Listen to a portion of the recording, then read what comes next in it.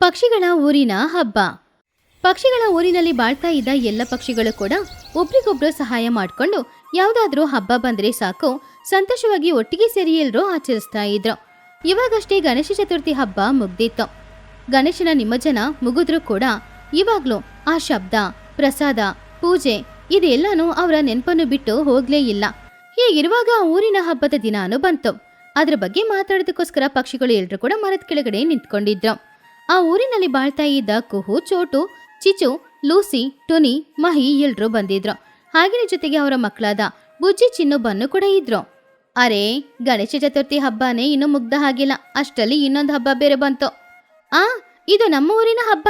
ಹೂಗಳಿಂದ ಅಲಂಕಾರ ಮಾಡಿ ದೇವತೆಗೆ ಪೂಜೆ ಮಾಡುವ ಹಬ್ಬ. ಚೆನ್ನಾಗಿ ಮಾಡ್ಬೇಕು. ಆದ್ರೆ ಅದಕ್ಕೆ ದೊಡ್ಡ ರಂಗೋಲಿ ಹಾಕಿ ಹೂಗಳಿಂದ ಅಲಂಕಾರ ಮಾಡಿ ಮಾಡ್ಬೇಕಲ್ವಾ? ನನ್ನ ಮನೆ ಅಂಗಳ ಅಷ್ಟು ದೊಡ್ಡದಾಗಿಲ್ಲ. ಹಾಗಾದ್ರೆ ನಾವೆಲ್ಲರೂ ಎಲ್ಲಿ ಪೂಜೆ ಮಾಡೋದು? ಅದೂ ನಿಜಾನೇ, ನನ್ನ ಮನೆ ಅಂಗಳ ಕೂಡ ದೊಡ್ಡದಾಗಿಲ್ಲ. ಬುಜ್ಜಿಯಿಂದ ಅಲ್ಲಿ ಆಟಾಡೋಕ್ಕೂ ಕೂಡ ಆಗ್ತಾ ಇಲ್ಲ. ಹೀಗಿರುವಾಗ ಅಲ್ಲಿ ಹೇಗೆ ಪೂಜೆ ಮಾಡೋದು? ಹೌದು, ಆದ್ರೆ ನಾವೆಲ್ಲರೂ ಆಟಾಡಕ್ಕೆ ದೊಡ್ಡ ಜಾಗ ಊರಿನ ಮಧ್ಯದಲ್ಲಿ ಇದೆ ಅಲ್ವಾ? ಅಲ್ಲಿ ಪೂಜೆನ ಮಾಡ್ಬೋದಲ್ವಾ? ಹೌದೌದು, ದೊಡ್ಡದಾಗಿ ಅಲ್ಲೇ ಮಾಡ್ಬೋದು, ಅಲ್ಲೇ ಮಾಡೋಣ. ಹಾಗಂತ ಮಕ್ಳೆಲ್ರೂ ಆಸೆಯಿಂದ ಹೇಳಿದ್ರು. ಆ ಜಾಗ ತುಂಬಾ ದೊಡ್ಡದಾಗಿರುತ್ತೆ. ಅಲ್ಲಿ ನಾವೆಲ್ಲರೂ ನಿಂತ್ಕೊಂಡು ಪೂಜೆನೂ ಮಾಡ್ಬೋದು. ಆವಾಗ ದೊಡ್ಡ ರಂಗೋಲಿನ ಹಾಕ್ಬೋದು. ಮಕ್ಕಳು ಕೊಟ್ಟ ಐಡಿಯಾ ಚೆನ್ನಾಗಿದೆ. ಒಬ್ಬೊಬ್ರು ಮನೇಲಿ ನಾವೆಲ್ಲರೂ ಬೇರೆ ಬೇರೆ ಮಾಡೋದು ಬೇಡ. ಊರಿನ ಮಧ್ಯದಲ್ಲಿರುವ ದೊಡ್ಡ ಜಾಗದಲ್ಲಿ ನಾವು ದೊಡ್ಡ ರಂಗೋಲಿ ಹಾಕಿ ಹೂಗಳಿಂದ ಅಲಂಕಾರ ಮಾಡಿ ದೇವತನ ಇಟ್ಟು ಪೂಜೆ ಮಾಡೋಣ. ಆವಾಗ ನಾವೆಲ್ಲರೂ ಒಂದೇ ಜಾಗದಲ್ಲಿ ಮಾಡಿದ ಹಾಗೆ ಇರುತ್ತೆ. ಮಹಿ ಕೊಟ್ಟ ಐಡಿಯಾ ಚೆನ್ನಾಗಿದೆ. ಹಾಗಾದ್ರೆ ಊರಿನವರು ಎಲ್ಲರೂ ಬರ್ತಾರೆ. ಹಬ್ಬ ದೊಡ್ಡ ಹಬ್ಬ ಆಗುತ್ತೆ. ಅದೆಲ್ಲ ಸರಿ, ಆದ್ರೆ ಹೂಗಳಿಗೆ ಎಲ್ಲಿಗೋಗೋದು? ತುಂಬಾ ಹೂಗಳು ಬೇಕು ಅಲ್ವಾ? ಬೆಟ್ಟದ ಪಕ್ಕದಲ್ಲಿರುವ ತೋಟದಿಂದ ತಗೊಂಡ್ ಬರೋಣವಾ? ಬೆಟ್ಟದ ಪಕ್ಕದಲ್ಲಿರುವ ತೋಟದಿಂದ ತಗೊಂಡ್ ಬಂದ್ರೆ ಆಮೇಲೆ ಪಕ್ಕದೂರಿನವರು ಜಗಳಕ್ಕೆ ಬರಲ್ವಾ? ನಮ್ಮ ಪರಿಸ್ಥಿತಿ ಏನಾಗುತ್ತೆ? ಆವಾಗ ಟುನಿ ನಗುತ್ತಾ, ಅಯ್ಯೋ ಲೂಸಿ, ಅಷ್ಟೇನು ಹೆದರ್ಬೇಡ. ಪಕ್ಕದೂರಿನವರು ಒಳ್ಳೆಯವರು, ಏನೂ ಹೇಳಲ್ಲ. ಹಾಗಾದ್ರೆ ನಾಳೆನೇ ಹೋಗಿ ಹೂ ತಗೊಂಡ್ ಬರೋಣ. ಹೂ ತಗೊಂಡ್ ಬರೋದೇ ಒಂದು ದೊಡ್ಡ ಸಾಧನೆ ಆಗುತ್ತೆ. ಹಾಗೆ ಎಲ್ರೂ ಸೇರಿ ಹಬ್ಬನ ಹೇಗೆ ಆಚರಿಸೋದು ಅಂತ ಮಾತಾಡ್ಕೊಂಡು ಆಮೇಲೆ ಎಲ್ರೂ ಆ ದಿನ ರಾತ್ರಿ ಮನೆಗೆ ಹೋಗಿ ಮಲಗಿದ್ರು. ಮರುದಿನ ಬೆಳಗ್ಗೆನೆ ಎದ್ದು ಮನೆ ಕೆಲಸ ಎಲ್ಲಾನು ಮುಗಿಸ್ಕೊಂಡು ಹಬ್ಬದ ಕೆಲಸಗಳನ್ನು ಮಾಡೋದಕ್ಕೋಸ್ಕರ ಬಂದ್ರು. ಆವಾಗ ಲೂಸಿ ಪಾರಿವಾಳ ಚೋಟು ಹತ್ರ, ಚೋಟು, ನಾನು ಮಹಿ ಇಬ್ರು ನದಿ ತೀರದಲ್ಲಿ ಹೂಗಳು ಎಲ್ಲಿದೆ ಅಂತ ನೋಡ್ಕೊಂಡು ಬರ್ತೀವಿ. ನಮ್ ಜೊತೆ ಕುಹುನು ಬರ್ಲಿ. ಅವಳಿಗೆ ಅಲ್ಲಿ ಹೂಗಳು ಎಲ್ಲಿದೆ ಅನ್ನೋದು ಚೆನ್ನಾಗಿ ಗೊತ್ತು. ಹಾಗಾದ್ರೆ ನಾನು ಚಿಚ್ಚು ಇಬ್ರು ಕೂಡ ಅಡವಿಗೆ ಹೋಗ್ತೀವಿ. ಟುನಿ ಬೇಕಾದ್ರೆ ಹೊಲದ ಹತ್ರ ಹೋಗ್ಲಿ. ಆವಾಗ ಚಿನ್ನು ಅವನ ತಾಯಿ ಹತ್ರ, ಅಮ್ಮ, ಹೂ ಕೊಯ್ಯಕ್ಕೆ ನಾವು ಕೂಡ ನಿಮ್ ಜೊತೆನೆ ಬರ್ತೀವಮ್ಮ. ಸರಿ ಕಣೋ, ಬನ್ನಿ. ಆದ್ರೆ ಅಲ್ಲಿ ಬಂದ್ಮೇಲೆ ಸುಮ್ನೆ ತುಂಟತನ ಮಾಡ್ಬಾರ್ದು. ಹಾಗಂತ ಎಲ್ಲ ಪಕ್ಷಿಗಳು ಸೇರಿ ಗುಂಪಾಗಿ ಹೂಗಳನ್ನ ತಗೊಂಡ್ ಬರಕ್ ಹೋದ್ರು. ಎಲ್ರೂ ಚಿಕ್ಕ ಚಿಕ್ಕ ಗ್ರೂಪ್ಗಳಾಗಿ ಬದಲಾದ್ರು. ಒಂದು ಗ್ರೂಪು ಅಡವಿಗೆ ಹೂ ತಗೊಂಡ್ ಬರಕ್ ಹೋಯ್ತು. ಇನ್ನೊಂದು ಗ್ರೂಪು ನದಿ ತೀರದಲ್ಲಿ ಹೂ ಇದೆಯಾ ಅಂತ ನೋಡಕ್ಕೆ ಹೋಯ್ತು. ಹಾಗೇನೆ ಟುನಿ ಮಾತ್ರ ಹೊಲದಲ್ಲಿ ಹೂಗಳಿದ್ಯಾ ಅಂತ ನೋಡಕ್ಕೆ ಹೋದ್ಲು. ಹಾಗೆ ಎಲ್ರೂ ಕೂಡ ತುಂಬಾನು ಕಷ್ಟಪಟ್ಟು ಹೂಗಳನ್ನ ತಗೊಂಡ್ ಬರಕ್ಕೆ ಹೋದ್ರು. ಇಲ್ಲಿರುವ ಈ ತಾವರೆ ಹೂಗಳು ದೇವತೆಗೆ ತುಂಬಾನು ಇಷ್ಟವಾಗಿತ್ತು. ಈ ತಾವರೆ ಹೂಗಳನ್ನ ತಗೊಂಡ್ ಹೋಗೋಣ. ಸರಿ ಸರಿ ಸರಿ ಕುಹು, ನಾನು ಹೋಗಿ ಆ ತಾವರೆ ಹೂಗಳನ್ನ ತಗೊಂಡ್ ಬರ್ತೀನಿ. ಲೂಸಿ, ಅಲ್ಲಿರುವ ಮಂದಾರ ಹೂಗಳನ್ನ ನೀನ್ ತಗೊಂಡ್ ಬಾ. ಲೂಸಿ ಅಂತೂ ತಿರುಗಿ ನೋಡಿ, ಅರೆ, ಇಲ್ಲಿ ಮುಳ್ಳಿದೆ. ಈ ಮುಳ್ಳನ್ನ ತಟ್ಕೊಂಡು ಹೇಗೆ ಒಳಗಡೆ ಹೋಗೋದು? ನೋಡ್ಕೊಂಡು ಹೋಗೋ, ನಾನು ಹೋಗಿ ಬೇರೆ ಹೂಗಳನ್ನ ತಗೊಂಡ್ ಬರ್ತೀನಿ. ಸರಿ ಸರಿ. ಹಾಗೆ ಮಹಿ ಅದು ಕಷ್ಟಪಟ್ಟು ತಾವರೆ ಹೂಗಳನ್ನ ತಗೊಂಡ್ ಬಂದ್ಲು. ಹಾಗೇನೆ ಲೂಸಿ ಪಾರಿವಾಳ ಕೂಡ ಮುಳ್ಳನ್ನ ದಾಟ್ಕೊಂಡು ಹೋಗಿ ಅಲ್ಲಿರುವ ಮಂದಾರ ಹೂಗಳನ್ನ ತಗೊಂಡು ಬಂದ್ಲು. ಈ ಕಡೆ ಅಡವಿಗೆ ಹೋದ ಚಿಚುಕಾಗೆ ಚೋಟುಗಿಳಿ ಹಾಗೂ ಮಕ್ಕಳೆಲ್ಲರೂ ಕೂಡ ಆಟಾಡ್ಕೊಂಡು ಹೂಗಳನ್ನ ಹುಡುಕ್ತಾ ಇದ್ರು. ಅರೆ, ಇಷ್ಟು ದೂರ ಬಂದಾಯ್ತು, ಆದ್ರೆ ಇಲ್ಲಿ ಎಲ್ಲೂ ಹೂಗಳೇ ಇಲ್ವಲ್ಲ ಚಿಚು? ಅರೆ, ಇರುತ್ತೆ ಚೋಟು, ಸ್ವಲ್ಪ ದೂರ ಹೋಗ್ಬೇಕು ಅಷ್ಟೇ. ನಾನು ಹೋಗಿ ಗುಲಾಬಿ ಹೂಗಳನ್ನ ತಗೊಂಡ್ ಬರ್ತೀನಿ. ಅಮ್ಮ, ಗುಲಾಬಿ ಹೂ ತಗೊಂಡ್ ಬರೋಕೆ ನಾನು ಬರ್ತೀನಿ. ನಾನು ಬರ್ತೀನಿ ಅತ್ತೆ, ನನಗೆ ಗುಲಾಬಿ ಹೂವು ಅಂದ್ರೆ ತುಂಬಾನು ಇಷ್ಟ ಅಲ್ವಾ? ಸರಿ ಮಕ್ಕಳೇ, ಬನ್ನಿ. ಆದ್ರೆ ಜೋಪಾನ, ಮುಳ್ಳಿರುತ್ತೆ. ಹಾಗೆ ಚಿಚು ಹಾಗೂ ಚೋಟು ಇಬ್ರು ಸೇರಿ ಸುಮಾರು ಹೂಗಳನ್ನ ಊರಿಗೆ ತಗೊಂಡು ಹೋದ್ರು. ಈ ಕಡೆ ಟುನಿಗುಬ್ಬಚ್ಚಿ ಕೂಡ ಹೊಲದ ಹತ್ತಿರದಲ್ಲಿ ಸಿಕ್ಕಿದ ಹೂಗಳನ್ನೆಲ್ಲ ತಗೊಂಡು ಊರಿಗೆ ವಾಪಸ್ ಬಂದ್ಲು. ಹಾಗೆ ಆ ದಿನ ಸಂಜೆ ಸಮಯದೊಳಗಡೆ ಊರಿನಲ್ಲಿದ್ದ ಎಲ್ರೂ ಕೂಡ ಹೂಗಳನ್ನ ಊರಿಗೆ ತಗೊಂಡ್ ಬಂದ್ರು. ಆ ಹೂಗಳು ನೋಡಕ್ಕೆ ತುಂಬಾ ಅಂದವಾಗಿತ್ತು. ಕುಹು, ಲೂಸಿ ಹಾಗೂ ಮಹಿ ತಗೊಂಡ್ ಬಂದ ತಾವರೆ ಹೂಗಳು ಹಾಗೂ ಮಂದಾರ ಹೂಗಳು, ಹಾಗೇನೆ ಚಿಚು ಚೋಟು ತಗೊಂಡ್ ಬಂದ ಗುಲಾಬಿ ಹೂಗಳು ಹಾಗೂ ಮಲ್ಲಿಗೆ ಹೂಗಳು, ಟುನಿ ತಗೊಂಡ್ ಬಂದ ಚೆಂಡು ಹೂ, ಸಾಮಂತಿ ಹೂ ಎಲ್ಲಾನು ತುಂಬಾನು ಚೆನ್ನಾಗಿತ್ತು. ಹಾಗೆ ಆ ಎಲ್ಲ ಹೂಗಳನ್ನ ಉಪಯೋಗ ಮಾಡ್ಕೊಂಡು ತುಂಬಾ ಚೆನ್ನಾಗಿ ಅವ್ರ ಹೂಗಳಿಂದ ಅಲಂಕಾರ ಮಾಡಿದ್ರು. ಆಹಾ, ಇದು ನೋಡಕ್ಕೆ ಎಷ್ಟು ಚೆನ್ನಾಗಿದೆ ಅಲ್ವಾ? ನಿಜವಾಗ್ಲೂ ಇಷ್ಟು ಚೆನ್ನಾಗಿ ಮಾಡಕ್ಕಾಗುತ್ತೆ ಅಂತ ನಾನು ಅಂದ್ಕೊಂಡಿರ್ಲಿಲ್ಲ. ಏನಿಲ್ಲ ಲೂಸಿ, ಯಾವಾಗ್ಲೂ ಎಲ್ರು ಅವ್ರವ್ರ ಮನೆ ಮುಂದ್ಗಡೆ ಮಾಡ್ಕೊಂಡಿದ್ವಿ, ಆದ್ರೆ ಈ ಸಲ ಎಲ್ರು ಒಟ್ಟಿಗೆ ಮಾಡಿದೀವಲ್ವಾ, ಅದಕ್ಕೆ. ಸರಿ ಸರಿ, ಹಾಡು ಹಾಡ್ಬೇಕಲ್ವಾ? ಏನ್ ಹಾಡು ಹಾಡೋದು? ಏನ್ ಬೇಕಾದ್ರೂ ಹಾಡ್ಬೋದು, ಮೊದ್ಲು ಸುತ್ಕೊಂಡ್ ಬರೋಣ ಬನ್ನಿ. ಹಾಗಂತ ಹೇಳಿ ಪಕ್ಷಿಗಳು ಎಲ್ರೂ ಸೇರಿ ರಂಗೋಲಿನ ಸುತ್ಕೊಂಡು ಬಂದ್ರು. ಅವ್ರೆಲ್ರೂ ಕೂಡ ತುಂಬಾನು ಸಂತೋಷವಾಗಿದ್ರು. ಹಾಗೆ ಹಾಡ್ ಹಾಡ್ಕೊಂಡು ಡ್ಯಾನ್ಸ್ ಮಾಡ್ಕೊಂಡು ಇದ್ರು. ಆವಾಗ ಲೂಸಿ ಪಾರಿವಾಳ ಈ ರೀತಿ ಹೇಳಿತು, ನಾನು ಮೊದ್ಲು ಹಾಡ್ ಹಾಡ್ತೀನಿ ಅಂತ. ಹಾಗಂತ ಹೇಳಿ ಲೂಸಿ ಪಾರಿವಾಳ ಹಾಡ್ ಹಾಡ್ತಾ ಇದ್ದಾಗ ಪಕ್ಷಿಗಳು ಎಲ್ರು ಲೂಸಿ ಜೊತೆನೆ ಹಾಡ್ ಹಾಡ್ಕೊಂಡು ಸಂತೋಷವಾಗಿ ತಿರ್ಗಾಡ್ತಿದ್ರು. ಚಿಕ್ಕ ಮಕ್ಕಳು ಕೂಡ ಅವ್ರ ಜೊತೆ ಸೇರಿ ಸಂತೋಷವಾಗಿ ಆಟಾಡ್ತಿದ್ರು. ಲೂಸಿ, ನಿನ್ನ ಧ್ವನಿ ಚೆನ್ನಾಗಿದೆ. ಹೌದು ಟುನಿ, ನನಗೆ ಹಾಡ್ ಹಾಡೋದು ಇಷ್ಟ. ಹೌದಾ? ಹಾಗಾದ್ರೆ ದಿನ ನೀನೇ ಹಾಡ್ ಹಾಡ್ಬಿಡು ಲೂಸಿ. ಹಾಗೆ ಮೊದಲನೇ ದಿನ ಮುಗೀತು. ಮರುದಿನ ಬೆಳಿಗ್ಗೆ ಪಕ್ಷಿಗಳೆಲ್ರು ಪುನಃ ಹೊಸ ಹೂಗಳನ್ನ ತಗೊಂಡ್ ಬಂದ್ರು. ಪುನಃ ಹೊಸ ಹೂಗಳಿಂದ ಅಲಂಕಾರ ಮಾಡಿದ್ರು. ಹಾಗೇನೆ ಹಾಡ್ ಹಾಡ್ಕೊಂಡು ಸಂತೋಷವಾಗಿ ಇದ್ರು. ಹೀಗೆ ದಿನಗಳು ಹೋಗ್ತಾ ಇತ್ತು. ಅಯ್ಯೋ, ನನ್ ಗಂಟ್ಲು ಹೋಯ್ತು. 2 ದಿನ ಹಾಡ್ ಹಾಡಿದ್ರಲ್ಲಿ ನನ್ ಗಂಟ್ಲು ಹೋಯ್ತು. ನನಗೂ ಅದೇ ಪರಿಸ್ಥಿತಿ. ನನ್ನಿಂದಂತೂ ಹಾಡ್ ಹಾಡಕ್ಕಾಗಲ್ಲ. ಸರಿ ಹೋಯ್ತು, 2 ದಿನಕ್ಕೆ ಹಿಂಗೆ ಅಂದ್ರೆ ಇನ್ನು 7 ದಿನ ಇದೆ ಅಲ್ವಾ, ಆವಾಗೇನ್ ಮಾಡೋದಂತ. ಹಾಗೆ ಒಂದೊಂದ್ ದಿನಾನು ಪಕ್ಷಿಗಳು ಎಲ್ರು ಹೋಗಿ ಹೊಸ ತರದ ಹೂಗಳನ್ನ ತಗೊಂಡ್ ಬಂದು ಹೊಸ ಅಲಂಕಾರ ಮಾಡಿ ಅದರ ಸುತ್ತಮುತ್ತ ಚೆನ್ನಾಗಿ ಹಾಡ್ ಹಾಡ್ಕೊಂಡು ಸಂತೋಷವಾಗಿ ಡ್ಯಾನ್ಸ್ ಮಾಡಿ ಕುಣಿತಾನು ಇದ್ರು. ಅದ್ರಲ್ಲೂ ಮಕ್ಳಂತೂ ಎಲ್ರಿಗಿಂತಾನು ತುಂಬಾ ಸಂತೋಷವಾಗಿದ್ರು. ನೋಡಿದ್ರಾ ಮಕ್ಳೆಷ್ಟು ಖುಷಿಯಾಗಿದ್ದಾರೆ ಅಂತ? ಹೌದು, ಅವ್ರ ಸಂತೋಷ ತಾನೇ ನಮ್ಮೆಲ್ಲರಿಗೂ ಮುಖ್ಯ. ಹಾಗೆ ದಿನಗಳು ಹೋಗಿ ಹೋಗಿ ಕೊನೆಗೆ 9ನೇ ದಿನಾನು ಬಂತು. ಆ ದಿನ ಎಲ್ರೂ ಅವ್ರವ್ರ ಮನೆಯಲ್ಲಿ ಪೂಜೆ ಮಾಡಿದ ಆ ಹೂಗಳನ್ನ ತಗೊಂಡ್ ಬಂದು ಊರಿನ ಮಧ್ಯದಲ್ಲಿ ಇಟ್ರು. ಹಾಗೇನೆ ಹೊಸ ಹಾಡು ಹಾಡಿ ಹೊಸದಾಗಿ ಡ್ಯಾನ್ಸು ಮಾಡ್ಕೊಂಡು ಪಕ್ಷಿಗಳು ಎಲ್ರೂ ಕೂಡ ತುಂಬಾನು ಸಂತೋಷವಾಗಿದ್ರು. ಈ ವರ್ಷ ಊರಿನ ಹಬ್ಬ ಚೆನ್ನಾಗಿ ನಡೆದಿದ್ದಕ್ಕೆ ಕಾರಣ ಲೂಸಿನೇ. ಲೂಸಿ, ನಿನ್ನಿಂದಾನೆ ನಾವೆಲ್ಲರೂ ಇಷ್ಟು ಚೆನ್ನಾಗಿ ಹಬ್ಬ ಆಚರಿಸಿರೋದು. ಅರೆ ಹಾಗೇನಿಲ್ಲ ಮಹಿ, ನಾವೆಲ್ಲರೂ ಕಷ್ಟಪಟ್ಟಿದ್ದೀವಿ, ನಾವೆಲ್ಲರೂ ಸೇರಿ ಆಚರಿಸಿದ್ದೀವಿ. ಹಾ, ಈ ಹೂಗಳು ನೋಡಕ್ಕೆ ಎಷ್ಟು ಚೆನ್ನಾಗಿದೆ. ಇವಾಗ ಇದನ್ನ ತಗೊಂಡು ಹೋಗಿ ನೀರಲ್ಲಿ ಬಿಡ್ಬೇಕಂದ್ರೆ ಕಷ್ಟ ಆಗುತ್ತೆ. ಹೌದು, ಆದ್ರೆ ಮುಂದಿನ ವರ್ಷ ಕೂಡ ಇದೇ ರೀತಿ ಮಾಡ್ಬೋದಲ್ವಾ? ಹಾಗಂತ ಹೇಳಿ ಪಕ್ಷಿಗಳು ಎಲ್ರೂ ಕೂಡ ನದಿ ತೀರಕ್ಕೆ ಬಂದ್ರು. ಅಲ್ಲಿ ಪುನಃ ಹಾಡು ಹಾಡಿ ಆ ಹೂಗಳ ಅಲಂಕಾರವನ್ನ ನೀರಿನಲ್ಲಿ ಬಿಟ್ರು. ಅಯ್ಯೋ, ನನ್ನ ಹೂ ಹೋಗ್ತಾ ಇದೆ. ನೆಕ್ಸ್ಟ್ ಏನ್ ಮೀಟ್ ಮಾಡೋಣ? ಹೌದೌದು, ಮುಂದಿನ ವರ್ಷ ಕೂಡ ಇದೇ ರೀತಿ ತುಂಬಾ ಚೆನ್ನಾಗಿ ಸೆಲೆಬ್ರೇಟ್ ಮಾಡ್ಕೋಬೇಕು. ಚಿನ್ನು, ಬನ್ನು, ಮುಂದಿನ ವರ್ಷನೂ ಊರಿನ ಹಬ್ಬನ ಇದೇ ರೀತಿ ಆಚರಿಸ್ಬೇಕು. ತುಂಬಾ ಚೆನ್ನಾಗಿದೆ ಅಲ್ವಾ? ಹೌದು ಬುಜ್ಜಿ, ನೀನು ಹೇಳಿದ ಹಾಗೇನೆ ನಾವು ಮಾಡೋಣ. ಈ ರೀತಿ ಮಾಡಿದ್ರೇನೆ ಅಲ್ವಾ ಎಲ್ರೂ ಖುಷಿಯಾಗಿರೋದು.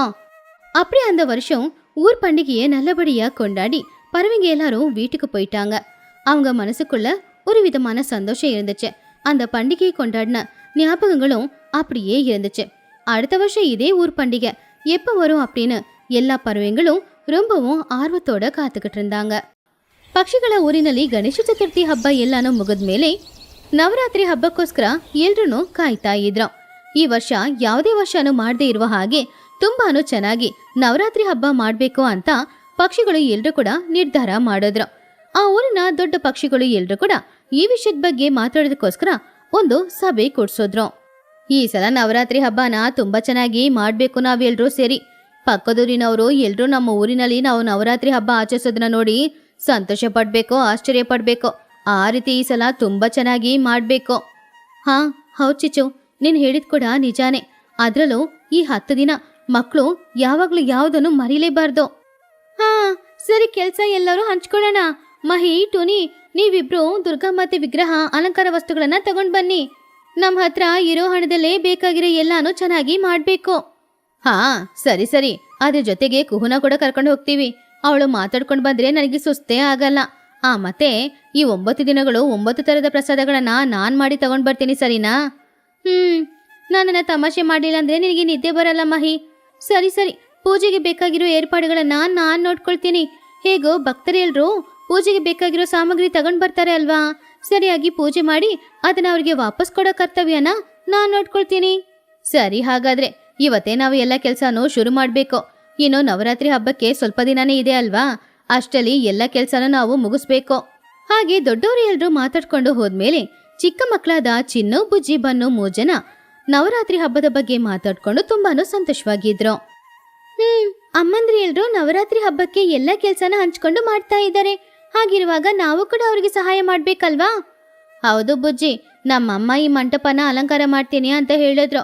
ನಾವೆಲ್ಲರೂ ಸೇರಿ ನಮ್ಮಮ್ಮ ಜೊತೆನೇ ಇದ್ದು ಅವ್ರಿಗೆ ಮಂಟಪ ಅಲಂಕಾರಕ್ಕೆ ಸಹಾಯ ಮಾಡೋಣ. ಸರಿ, ದಿನ ಒಂದು ಆಟ ಆಡ್ಬೋದು ಅಂತ ಹೇಳಿದ್ರಲ್ವಾ? ಯಾವ ದಿನ ಏನ್ ಆಟ ಆಡೋದು ಅದನ್ನ ಹೇಳಿ. ಬನ್ನು, ಏನ್ ಆಟ ಆಡೋದು ಅನ್ನೋದನ್ನ ಆಮೇಲೆ ಮಾತಾಡ್ಕೊಳ್ಳೋಣ. ಮೊದಲು ವಿಗ್ರಹ ಬರಬೇಕು, ಮಂಟಪ ರೆಡಿ ಆಗ್ಬೇಕು. ಆ ಕೆಲ್ಸನ ನಾವು ಮಾಡ್ಬೇಕಾಗುತ್ತೆ. ಎಲ್ಲ ಮುಗಿದ್ಮೇಲೆ ಏನ್ ಆಟ ಆಡೋದು ಅಂತ ಮಾತಾಡ್ಬೋದು. ಹಾಗಂತ ಬುಜ್ಜಿ ಹೇಳಿದನ್ನ ಕೇಳಿ ಚಿನ್ನು ಬನ್ನು ಇಬ್ರು ಕೂಡ ಸರಿ ಅಂತ ಒಪ್ಕೊಂಡ್ರು. ಆಮೇಲೆ ಹೂ ಎಲೆ ಎಲ್ಲಾನು ತಗೊಂಡ್ ಬರೋದಕ್ಕೋಸ್ಕರ ಅಡವಿಗೆ ಹೋದ್ರು. ಹೀಗಿರುವಾಗ ಮಹಿ ಹದ್ದು, ತುನಿಗು ಬಚ್ಚಿ, ಕುಹು ಮೂಜನಾನು ದುರ್ಗಾಮಾತೆ ವಿಗ್ರಹ ತಗೊಂಡ್ ಬರೋದಕ್ಕೋಸ್ಕರ ಪಕ್ಕದಲ್ಲಿರೋ ಪಟ್ಟಣಕ್ಕೆ ಹೋದ್ರು.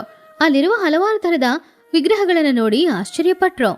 ಅಪ್ಪ ಮಹಿ, ಈ ವಿಗ್ರಹಗಳನ್ನ ನೋಡು, ನೋಡಕ್ಕೆ ಏಟ್ ಕಣ್ಣು ಸಾಕಾಗ್ತಿಲ್ಲ.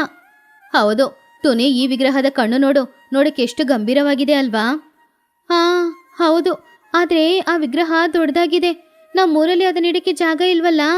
ಒಂದು ಚಿಕ್ಕ ವಿಗ್ರಹನ, ಚೆನ್ನಾಗಿರೋ ವಿಗ್ರಹನ ನೋಡಿ. ಹಾಗೆ 1 ಗಂಟೆ ಸಮಯ ನೋಡಿ ನೋಡಿ ಕೊನೆಗೆ ಚಿಕ್ಕದಾಗಿ ಅಂದವಾಗಿರುವ ದುರ್ಗಾಮಾತೆಯ ವಿಗ್ರಹನ ಅವರು ಸೆಲೆಕ್ಟ್ ಮಾಡಿದ್ರು. ಅವರು ಸೆಲೆಕ್ಟ್ ಮಾಡಿದ ಆ ವಿಗ್ರಹನ ಗಾಡಿಲಿ ಇಟ್ಕೊಂಡು ಬರುವಾಗ ಇದ್ದಕ್ಕಿದ್ದಂತೆ ಮಳೆ ಬರ್ತಾ ಇತ್ತು.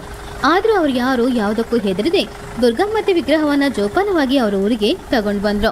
ಮೊದಲನೇ ದಿನ ಮಂಟಪ ಎಲ್ಲಾನು ಚೆನ್ನಾಗಿ ಅಲಂಕಾರ ಮಾಡಿ ದುರ್ಗಾಮಾತೆ ವಿಗ್ರಹವನ್ನ ಮಂಟಪದಲ್ಲಿ ಇಟ್ರು.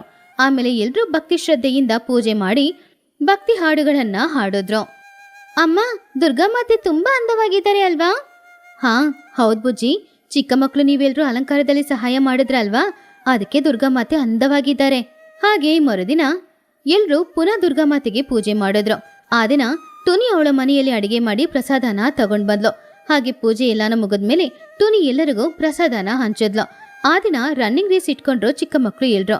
ಆ ರನ್ನಿಂಗ್ ರೇಸ್ಗೆ ಮಹಿ ಹದ್ದು ಜಡ್ಜ್ ಆಗಿತ್ತು. ಮಕ್ಳೇ, ಯಾರೀ ಸ್ಪರ್ಧೆಯಲ್ಲಿ ಗೆಲ್ತೀರೋ ಅವ್ರಿಗೆ ನಾನೊಂದು ಚಾಕ್ಲೇಟ್ ಕೊಡ್ತೀನಿ. ಹಾಗಾದ್ರೆ ಆ ಚಾಕ್ಲೇಟ್ ನನಗೆ ಬೇಕು, ನಾನೇ ಗೆಲ್ಲೋದು. ಅದೆಲ್ಲ ಚಾನ್ಸೇ ಇಲ್ಲ, ಈ ಸ್ಪರ್ಧೆಯಲ್ಲಿ ಖಂಡಿತ ನಾನೇ ಗೆಲ್ಲೋದು. ಸ್ಪರ್ಧೆ ಶುರುವಾಯ್ತು. ಬುಜ್ಜಿ, ಬನ್ನು, ಚಿನ್ನು ಮೂಜನಾನು ಒಂದೇ ತರ ಸ್ಪೀಡಾಗಿ ಓಡ್ತಾ ಇದ್ರು. ಹೀಗಿರುವಾಗ ಸ್ವಲ್ಪ ದೂರ ಹೋದ್ಮೇಲೆ ಬುಜ್ಜಿ ಕಾಲ್ ಜಾರಿ ಕೆಳಗಡೆ ಬಿದ್ಬಿಟ್ಲು. ಅದರ ನೋಡಿ ಬನ್ನು, ಚಿನ್ನು ಇಬ್ರು ಕೂಡ ಆ ಸ್ಪರ್ಧೆನ ಬಿಟ್ಬಿಟ್ಟು ಅವಳಿಗೆ ಸಹಾಯ ಮಾಡೋದಕ್ಕೋಸ್ಕರ ಬಂದ್ರು. ಅದರ ನೋಡಿ ಮಹಿ ಹದ್ದು ಸಂತೋಷ ಪಟ್ಟಿತ್ತು. ಅವ್ರ 3 ಜನಕ್ಕೂ ಚಾಕ್ಲೇಟ್ ಕೊಟ್ಟಿತ್ತು. ಮಕ್ಳೇ, ಇವತ್ತು ಗೆದ್ದಿರೋದು ನಿಮ್ಮ ಮಧ್ಯದಲ್ಲಿರುವ ಸ್ನೇಹ. ಬುಜ್ಜಿ ಕೆಳಗಡೆ ಹೋಗಿ ಬಿದ್ದಾಗ ಎಲ್ರು ಹೋಗಿ ಸಹಾಯ ಮಾಡಿದ್ರಿ ನೋಡು, ಅದೇ ನಿಮ್ಮ ಗೆಲುವು. 5ನೇ ದಿನ ಮಹಿ ಹದ್ದು ಎಲ್ಲರ ಹತ್ರನೂ ಒಂದು ಯೋಚನೆ ಹೇಳಿದ್ಲು. ನಾವು ಒಂದೊಂದ್ಸಲನೂ ಬರೀ ಪ್ರಸಾದ ಮಾತ್ರ ಮಾಡ್ತಾ ಇದ್ದೀವಿ, ಈ ಸಲ ಭಜನೆ ಇಟ್ರೆ ಹೇಗಿರುತ್ತೆ?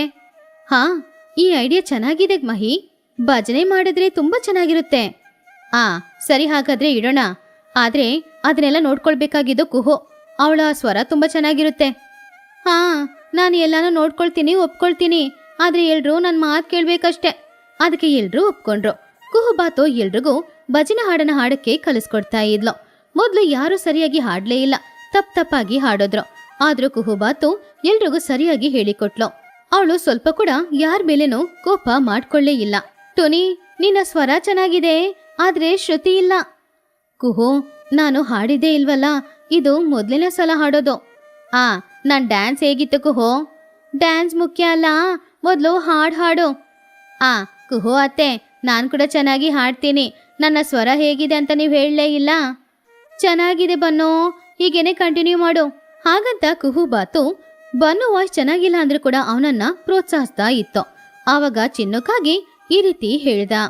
ಏನೋ, ನಿನ್ ಮಾತ್ರ ಚೆನ್ನಾಗಿ ಹಾಡ್ತೀಯ, ನಾನು ಹಾಡ್ತೀನಿ. ಅತ್ತೆ, ನಾನು ಹಾಡ್ಲಾ?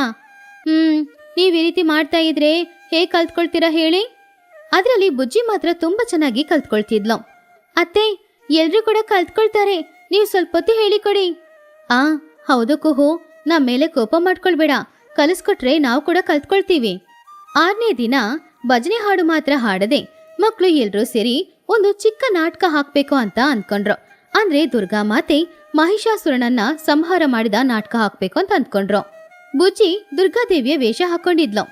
ಚಿನ್ನು ಮಹಿಷಾಸುರನ ವೇಷ, ಬನ್ನು ದುರ್ಗಾಮಾತೆಯ ಭಕ್ತನ ವೇಷ. ನಾಟಕ ಶುರುವಾಯ್ತು. ಚಿನ್ನು ಮಹಿಷಾಸುರನಾಗಿ, ನಾನು ಮಹಿಷಾಸುರ, ಈ ಲೋಕ ನನಗ್ ಸ್ವಂತ, ನನ್ನನ್ನ ಯಾರು ಏನು ಮಾಡಕ್ಕಾಗಲ್ಲ.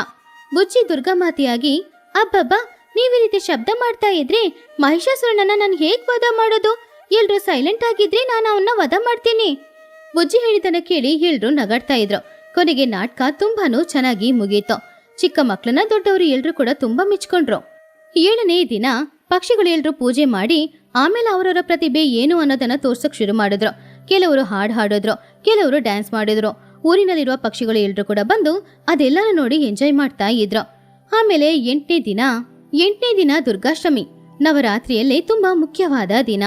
ಆ ದಿನ ಪಕ್ಷಿಗಳು ಎಲ್ರು ದುರ್ಗಾಮಾತೆಗೆ ಇಷ್ಟವಾದ ಆಹಾರಗಳನ್ನ ಮಾಡ್ತಾ ಇದ್ರು. ಮಹಿಹದ್ದು ಕೂಡ ಸುಮಾರು ಆಹಾರಗಳನ್ನ ಮಾಡಿದ್ಲು. ಅದೆಲ್ಲವನ್ನ ದುರ್ಗಾಮಾತೆಗೆ ನೈವೇದ್ಯವಾಗಿಟ್ಟು ಆ ದಿನ ಪೂಜೆ ಮಾಡಿದ್ರು. ಚಿಚು ನೋಡಿದ್ಯಾ, ಇವತ್ತು ನಾನು ಪುಳಿಯೋಗರೆ ಮಾತ್ರ ಅಲ್ಲ ವಡೆ ಮಾಡಿದ್ದೀನಿ. ಹೌದು ಮಹಿ, ಇವತ್ತು ನಿನಗೆ ಕೆಲಸ ಜಾಸ್ತಿ. ದೇವರಿಗೋಸ್ಕರ ಸುಮಾರು ಕಷ್ಟಪಡ್ತಾ ಇದೀಯಾ. ದೇವರಿಗೋಸ್ಕರ ಮಾಡೋದ್ರಲ್ಲಿ ನನಗೆ ಕಷ್ಟ ಏನಿದೆ ಚಿಚೋ. ಹಾಗೆ ಎಲ್ರೂ ಮಾತಾಡ್ಕೊಂಡು ಆ ಪ್ರಸಾದಗಳನ್ನ ತಿಂತಾ ಇದ್ರು. ಆಹಾ, ನಿಜವಾಗ್ಲೂ ಇವತ್ತು ಪ್ರಸಾದ ತುಂಬಾ ಚೆನ್ನಾಗಿದೆ. ಹೌದೌದು, ನನಗಂತೂ ವಡೆ ತುಂಬಾ ಇಷ್ಟ ಆಯಿತು. ಅಮ್ಮ, ಇವತ್ತು ದುರ್ಗಮ್ಮತೆಗೆ ಇಷ್ಟವಾದ ಆಹಾರ ಎಲ್ಲಾನು ಮಾಡಿಟ್ಟಿದ್ದೀರಾ ಅಲ್ವಾ? ದುರ್ಗಮ್ಮತೆನೇ ಬಂದು ತಿಂತಾರೆ ಅಲ್ವಾ? ಹೌದ್ ಪೂಜಿ, ದುರ್ಗಮ್ಮತೆಗೆ ಇಷ್ಟವಾದ ಆಹಾರ ಅಲ್ವಾ, ಖಂಡಿತ ಬಂದು ತಿಂದು ಹೋಗ್ತಾರೆ. ಆಮೇಲೆ 9ನೇ ದಿನ ಪಕ್ಷಿಗಳು ಎಲ್ರೂ ಸೇರಿ ಭಜನೆ ಹಾಡು ಹಾಡಿದ್ರು. ಅವರು ಚೆನ್ನಾಗಿ ಕಲ್ತ್ಕೊಂಡಿರೋದ್ರಿಂದ ಅವತ್ತು ಅದ್ ಕೇಳಕ್ಕೆ ತುಂಬಾ ಚೆನ್ನಾಗಿತ್ತು. ಅಕ್ಕದ ಪಕ್ಕದ ಊರಿನಿಂದ ಕೂಡ ಎಲ್ರೂ ದೇವಿಯ ದರ್ಶನಕ್ಕೋಸ್ಕರ ಬಂದವರು ಎಲ್ರೂ ಕೂಡ ಅವ್ರ ಜೊತೆ ಸೇರಿ ಭಜನೆ ಹಾಡು ಹಾಡಿದ್ರು. ಹಾಗೆ ಆ ದಿನ ತುಂಬಾನು ಚೆನ್ನಾಗಿತ್ತು. ಈ ವರ್ಷ ಅಂದ್ಕೊಂಡ ಹಾಗೇನೆ ನವರಾತ್ರಿ ಹಬ್ಬನ ಮಾಡಿ ಆಯ್ತು. ನಿಜವಾಗ್ಲೂ ತುಂಬಾ ಸಂತೋಷ ಆಗ್ತಾ ಇದೆ. ಹೌದು, ಎಲ್ರೂ ಕೆಲ್ಸನ ಹಂಚ್ಕೊಂಡು ಮಾಡಿದ್ರಿಂದಾನೇ ಬೇಗ ಮುಗ್ದಿದ್ದು. ಅದು ಅಲ್ಲದೆ ಮಕ್ಳು ಬೇರೆ ಸಹಾಯ ಮಾಡಿದ್ರಲ್ವಾ, ಆದ್ರಿಂದಾನೇ ಇಷ್ಟು ಚೆನ್ನಾಗಿ ಈ ಹಬ್ಬನ ನಾವೆಲ್ಲರೂ ಸೇರಿ ಆಚರಿಸಿದ್ದೀವಿ. ಹಾಗೆ ಪಕ್ಷಿಗಳು ಎಲ್ರೂ ತುಂಬಾನು ಸಂತೋಷವಾಗಿ ಒಬ್ರನ್ನ ಇನ್ನೊಬ್ರು ಮೆಚ್ಕೊಳ್ತಾ ಇದ್ರು. 9 ದಿನಗಳು ಕೂಡ ನವರಾತ್ರಿ ಹಬ್ಬವನ್ನ ಎಲ್ರೂ ಸೇರಿ ಚೆನ್ನಾಗಿ ಮಾಡಿ ಮುಗಿಸಿದ್ರು. ಆದ್ರಿಂದ ಅವರೆಲ್ಲರ ಮನಸ್ಸೊಳಗಡೆ ಕೂಡ ಒಂದು ತೃಪ್ತಿ ಇತ್ತು. ಈ 9 ದಿನ ಪೂಜೆ ಮಾಡಿದನ್ನ ಯಾರು ಅವರ ಜೀವನದಲ್ಲಿ ಖಂಡಿತ ಮರೆಯಲ್ಲ, ಆ ರೀತಿ ಇತ್ತು. ಆಮೇಲೆ 10ನೇ ದಿನ ವಿಜಯದಶಮಿ ದಿನಾನೇ ಪಕ್ಷಿಗಳು ಎಲ್ರೂ ಕೂಡ ದಸರಾ ಹಬ್ಬಕ್ಕೆ ತಯಾರಾಗ್ತಾ ಇದ್ರು. ಆ ದಿನ ಮಹಿಷಾಸುರನನ್ನ ದುರ್ಗಾಮಾತೆ ವಧ ಮಾಡಿದ ದಿನ. ಮಕ್ಳಿಗಂತೂ ಆ ದಿನ ಅಂದ್ರೆ ತುಂಬಾನೇ ಇಷ್ಟ. ಯಾಕಂದ್ರೆ ಮಕ್ಕಳಿಗೆ ಅವತ್ತು ಸುಮಾರು ಗಿಫ್ಟ್ಗಳು ಸಿಗೋ ದಿನ ಅಲ್ವಾ. ಮಕ್ಕಳು ಅವರವರ ಹೆತ್ತವರ ಕಾಲಿನಲ್ಲಿ ಬಿದ್ದು ಅವ್ರ ಹತ್ರ ಆಶೀರ್ವಾದ ತಗೊಳ್ತಾ ಇದ್ರು. ಹೆತ್ತವರು ಎಲ್ರು ಅವರಿಗೆ ಸುಮಾರು ಗಿಫ್ಟ್ಗಳನ್ನ ಕೊಡ್ತಾ ಇದ್ರು.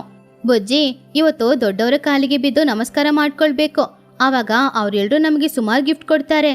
ಅದ್ ಮಾತ್ರ ಅಲ್ಲ ಕಣೋ, ದೊಡ್ಡವರ ಆಶೀರ್ವಾದನೂ ಸಿಗುತ್ತೆ. ದೊಡ್ಡವರ ಆಶೀರ್ವಾದ ಸಿಗೋದು ಒಳ್ಳೆ ವಿಷಯ ಅಲ್ವಾ. ಹಾಗೆ ಚಿಕ್ಕ ಮಕ್ಕಳು ಎಲ್ರು ದೊಡ್ಡವರ ಕಾಲಿನಲ್ಲಿ ಬಿದ್ದು ಆಶೀರ್ವಾದನ ತಗೊಂಡ್ರು.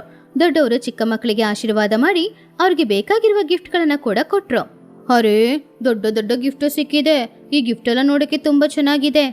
ಹೌದ್ ಕಣೋ, ಇವಾಗ ನಮ್ಮ ಗೆಳೆಯರನ್ನೆಲ್ಲ ಭೇಟಿ ಮಾಡಿ ಈ ಗಿಫ್ಟ್ಗಳನ್ನ ಅವ್ರ ಹತ್ರ ತೋರಿಸ್ಬೇಕು. ಹಾಗೆ ಮಕ್ಕಳೆಲ್ಲರೂ ಸಂತೋಷದಿಂದ ಅವ್ರಿಗೆ ಬಂದ ಗಿಫ್ಟ್ಗಳನ್ನ ಅವರವರ ಫ್ರೆಂಡ್ಸ್ ಜೊತೆ ತೋರಿಸಿ ಸಂತೋಷವಾಗಿದ್ರು. ಆಮೇಲೆ ಎಲ್ರೂ ಪುನಃ ಮಂಟಪದ ಹತ್ತಿರ ಬಂದ್ರು. ಎಲ್ರೂ ಸಂತೋಷವಾಗಿ ದುರ್ಗಾಮಾತೆಯ ವಿಗ್ರಹವನ್ನ ನಿಮಜ್ಜನ ಮಾಡುವ ಕೆಲಸನ ಮುಗಿಸಿದ್ರು. ಅಮ್ಮ, ದುರ್ಗಾಮಾತೆನ ನಿಮಜ್ಜನ ಮಾಡ್ಬೇಕಾ? ನಂಗೆ ಬೇಜಾರಾಗ್ತಿದೆ. ಬೇರೆ ದಾರಿ ಇಲ್ಲ ಕಣ ಚಿನ್ನು. ಗಣೇಶನ ಹೇಗೆ ನಿಮಜ್ಜನ ಮಾಡಿದ್ವೋ ಅದೇ ರೀತಿ ದುರ್ಗಾಮಾತೆನ ಕೂಡ ನಿಮಜ್ಜನ ಮಾಡಬೇಕು. ಅಂದ್ರೆ ಅವರು ನಮಗೋಸ್ಕರ ಭೂಲೋಕಕ್ಕೆ ಬಂದಿರ್ತಾರೆ ಅಲ್ವಾ. ಇವಾಗ ಅವರು ಪುನಃ ವಾಪಸ್ ಅವ್ರ ಮನೆಗೆ ಹೋಗ್ಬೇಕಲ್ವಾ, ಅವ್ರನ್ನ ನಾವು ಕಳಿಸ್ತಿದ್ದೀವಿ.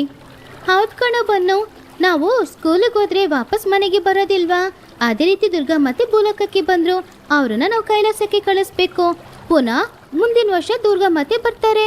ಹಾಗೆ ಬುಜ್ಜಿ ಹೇಳಿದನ ಕೇಳಿ ಎಲ್ರೂ ಸೇರಿ ದುರ್ಗಾಮಾತೆಯ ವಿಗ್ರಹವನ್ನ ನಿಮಜ್ಜನ ಮಾಡಿದ್ರು. ಆಮೇಲೆ ನಿಮಜ್ಜನ ಮಾಡಿ ಮುಗಿಸಿ ಎಲ್ರು ಅವ್ರವ್ರ ಮನೆಗೆ ಹೋದ್ರು.